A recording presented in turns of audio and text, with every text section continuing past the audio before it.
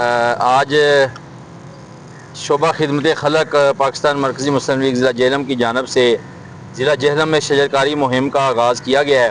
تو اس وقت ہم اکرم شہید پارک کے اندر موجود ہیں۔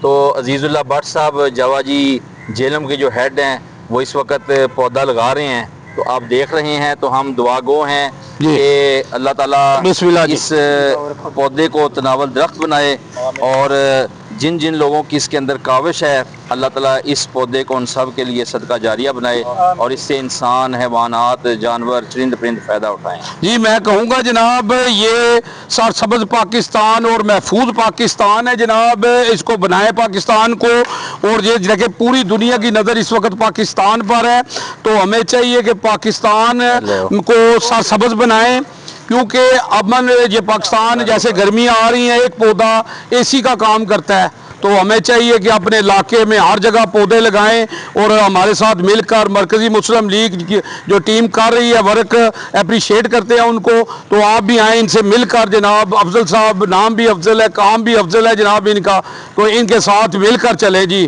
اردو گلوبل UG نیوز جاوا جی جہلم۔